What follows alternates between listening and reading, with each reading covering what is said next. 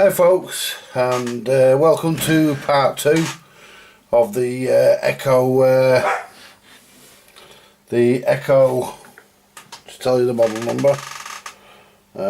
It's an A274 VHF FM only receiver. Now, according to the service instructions, was remove 4 screws on the bottom, remove 4 knobs. We don't need to remove this knob here. This knob here doesn't have to be removed. That's the gram radio selector switch. So I've just removed the 3 knobs because the back came off easy with that one. Don't know whether that's the original, but the tuning dial one certainly isn't, so I'll have to try and find one. But it also said remove 4 screws on the bottom of the chassis, on the bottom of the cabinet, to remove the chassis, and then just run and withdraw the chassis to the extent of the speaker cables. It never said anything about just get my screwdriver, or better still get my pointy device, get my pointer upper, pointer outer. Let's just get my pointy device. They never said nothing about that screw there and that screw there into the motor, into the speaker board, to the baffle board, and there's a block of wood there. What that block of wood there does, I do not know. I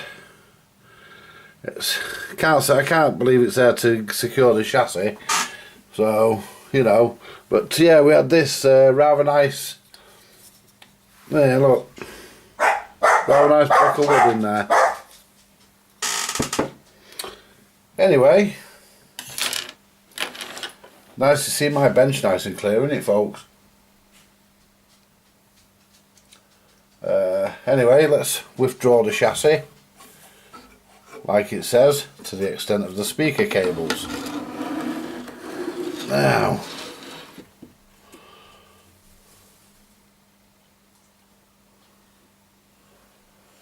I've got to be careful where I put my fingers here, because this was plugged in last night. And I want to also look at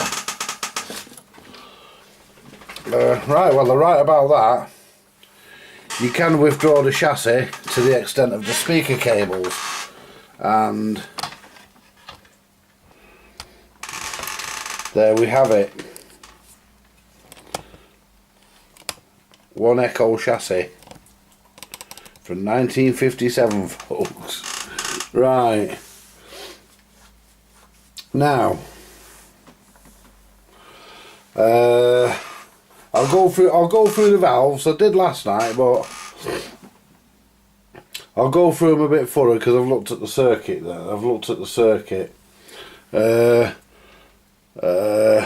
We'll start at valve 1, which is this one here. This is the EKCO-85, and that is the RF amplifier. The EF89 is IF amplifier, probably second IF amplifier. No, it'll be first, won't it? Yeah.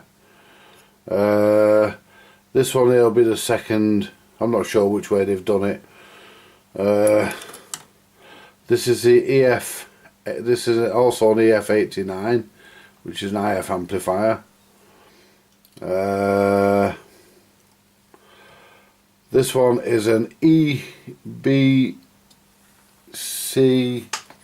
What did they say it was? Let's have a look. It's quite a long number. EABC.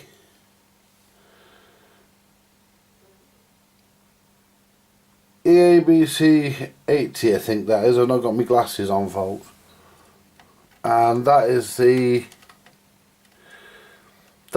detector and AF amplifier. EL84 is audio output, as we all know.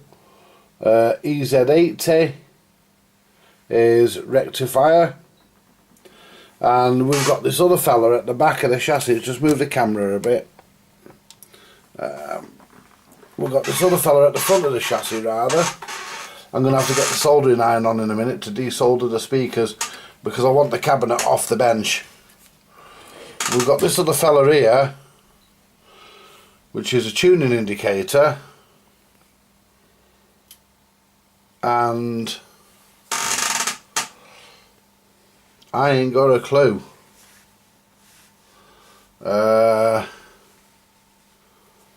I don't even know how you even remove that because I don't want to. I'm hoping that it's gonna. There we are. It slides out. I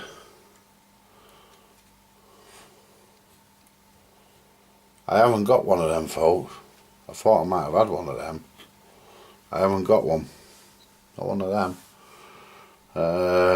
And it doesn't appear to be working, that one. While I'm actually going to tighten this bulb up because one of the bulbs is loose. So tighten. It should have both tight. There we go. That's that. Now, I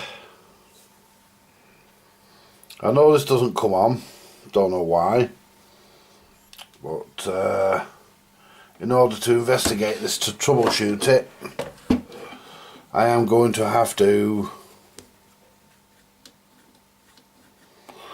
remove. I'm going to have to disconnect. I'm going to have to desolder the speaker, I'm afraid, which means I've got to make room on the bench for the iron. That's the plug. One of them is.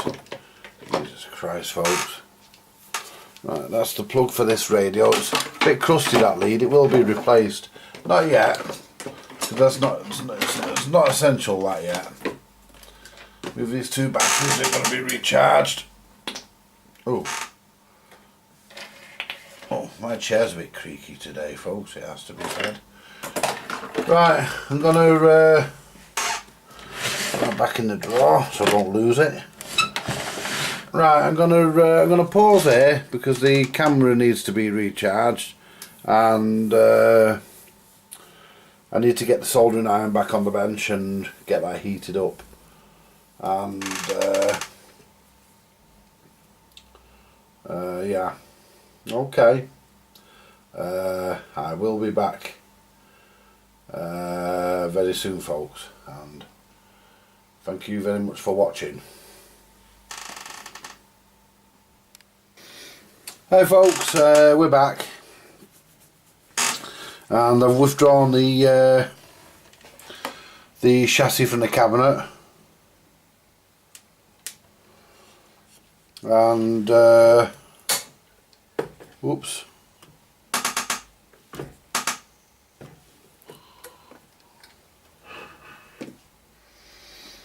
gonna have a quick look under here.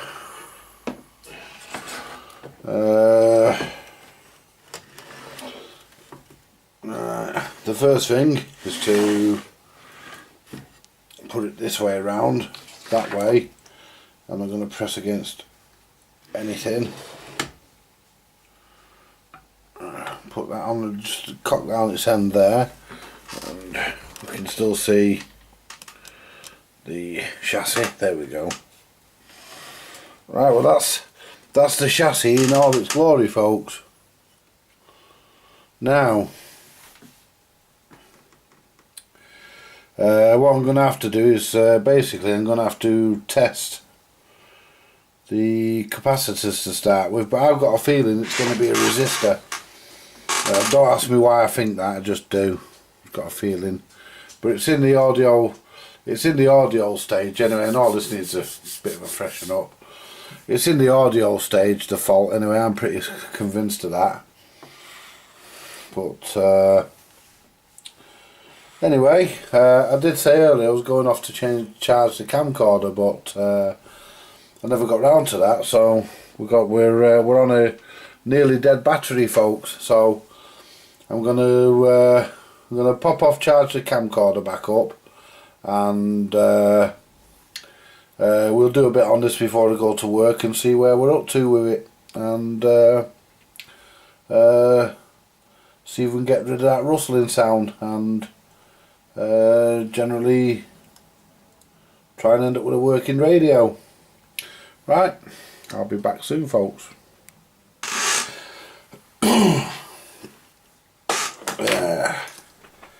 Right, at the last portion of this video, this is a continuation. At the last portion I was removing the chassis, and now I'm going to make some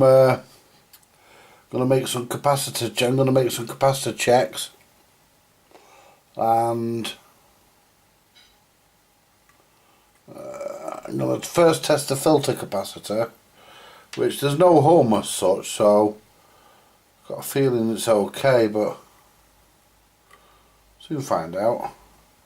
And for this I'm using the ESR60 test instrument. I'll just bring it a bit closer to the camera, I'll turn it on.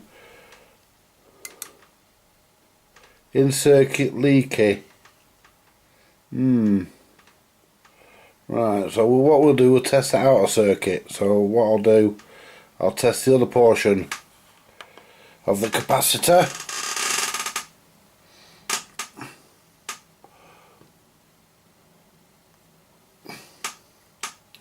And see what results we get from him.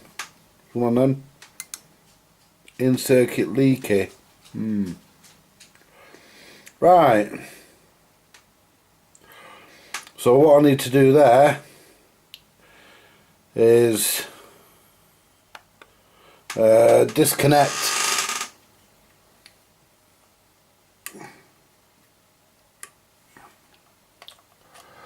the lead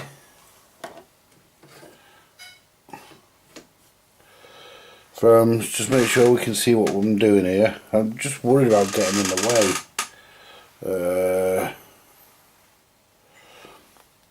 Can I turn this so that I can...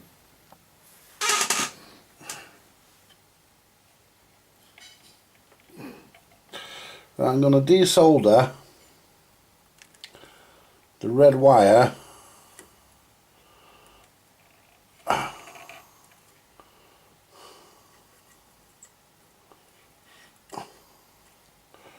Do you know something? I got a feeling that them things actually pull off, you know, them wires.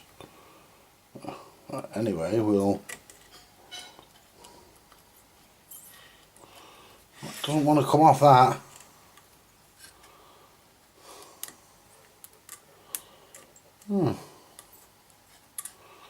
That doesn't want to come off that. Don't ask me why. Never mind.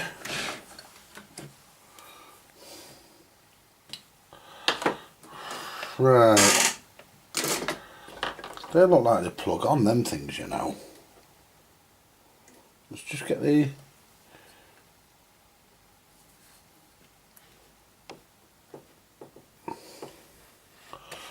No, they don't, they're soldered. Look like they plug on though.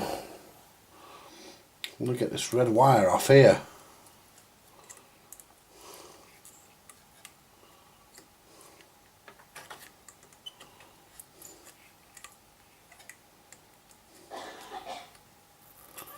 There we go.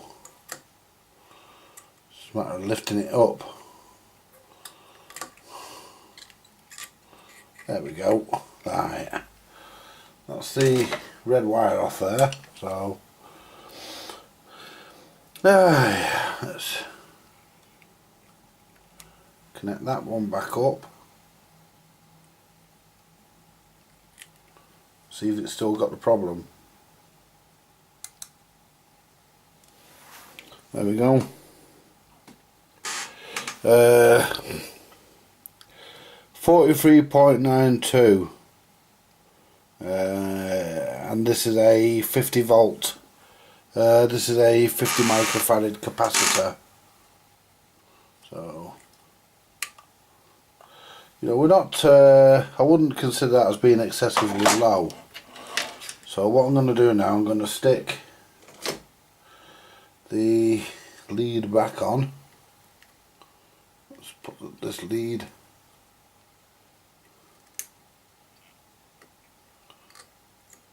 there we go, back on, there we go. Now I'm going to try and do it a quick way this time, try it so I don't have to keep taking leads off. I'm going to remove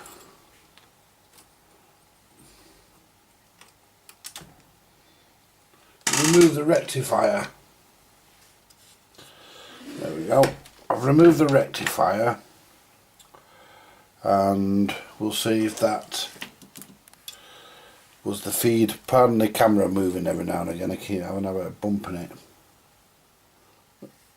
Do we connect?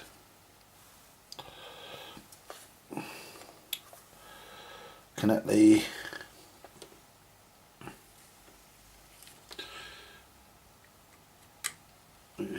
that wire back to there, and connect this wire to there. In circuit leaky. No, I'm gonna have to.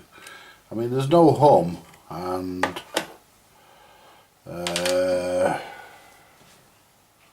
these are a pain in the ass to desolder.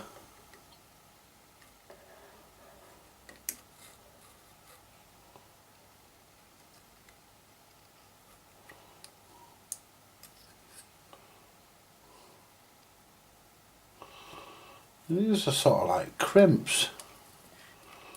I'm wondering, will it actually pull off?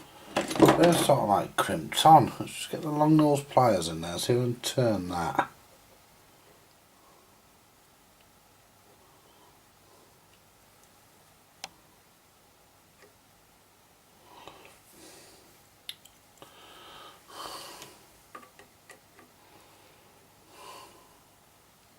No, they're definitely soldered. They've used some sort of thing though. I hate this. It's one of those situations where you can't really. There we go, I got that one moving. You have to pick the wire out.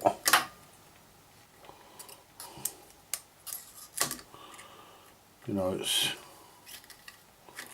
one of those occasions where you just wish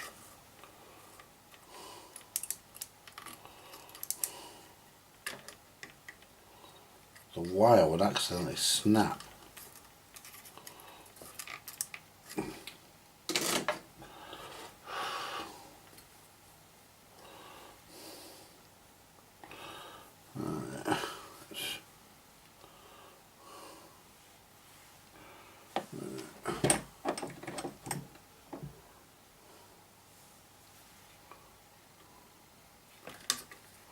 Right, yeah, get that one off there. Now, try and get this one off.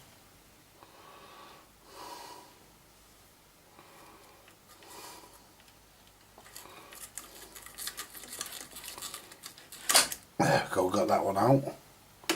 Right, now let's test this one. I'll clean the wires up before soldering them back on, obviously. Now let's see what we get this time. I'll let you see the results as well. In circuit leaky. Yeah, well,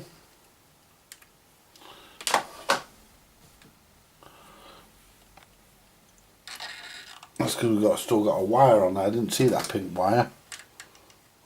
Still.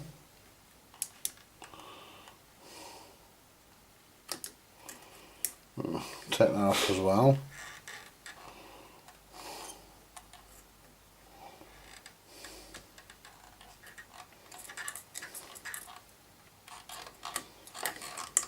There we go. Alright, let's see this time.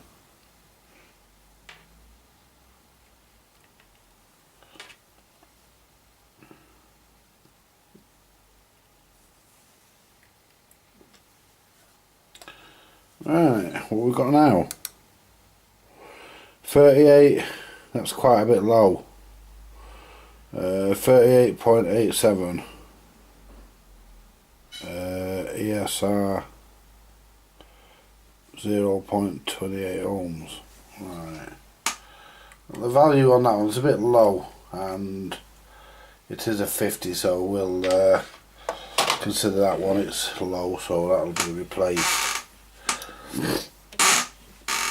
So what I've noticed though, folks, on this chassis, there's a lot of Hunt capacitors. All of them will need to be checked, and quite possibly all of them will need to be changed.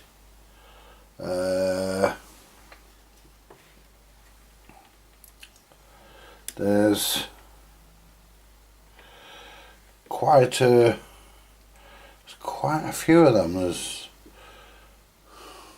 1, 2, 3, 4, 5, 6, 7, 8, 9, 10. About 15 of the damn things. Just count them. With me prod thing. That'll do. Yeah. 1, 2, 3. Oops. Want to be careful because of the audio output valve. Sticks a bit proud. Right. 1, 2, 3, 4, 5, 6, 7, 8, 9. There's 9.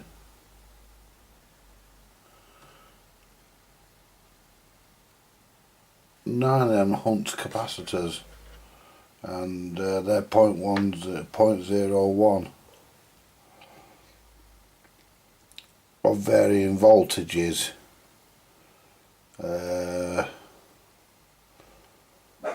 what I'll do, I'll see if they're all the same value, and if they are, I'll just order a shitload in, because I'll replace them just because Hunt capacitors are crap.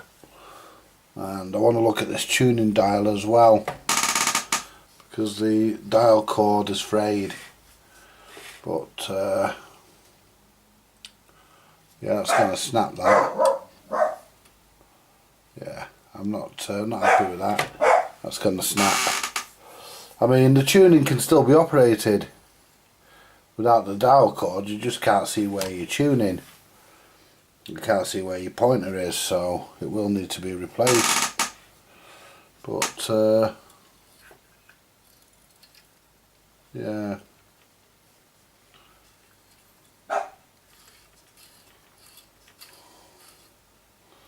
Yeah, that dial string's knackered. It's going to go. It's only held on by one strand by the look of that. So I'll need to. I've got the stringing diagram anyway, so there's no problem.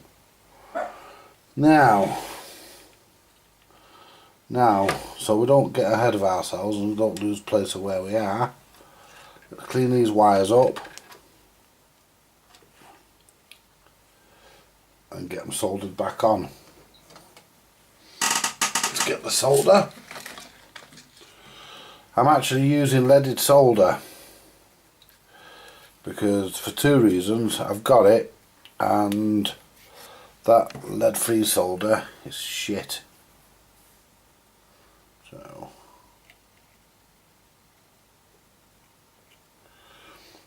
hence the reason why I'm using leaded.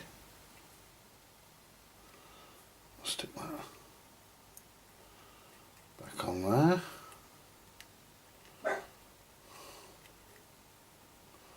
Hang on, let's put some solder on the component itself. So you might wonder why I'm soldering this back in. I'm gonna sort out the rest of the radio, because there is no mains hum, but I know this capacitor does need to. I know this capacitor does need to be replaced, and that's having trouble. This capacitor does need to be replaced, so I'm just going to solder it in a way whereas I can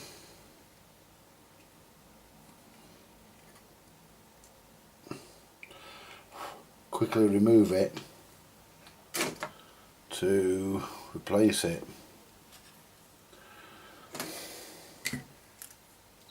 So I'm not going to feed it through the holes and all over the place where the wire would normally route. I'm just going to stick them on in a orderly fashion, and watch this, I'll solder that one on and that other one will pop off. I don't want them all soldered on permanently because I'm going to be replacing the part. So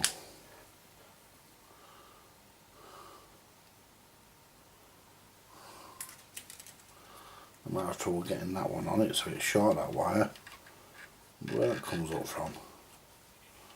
But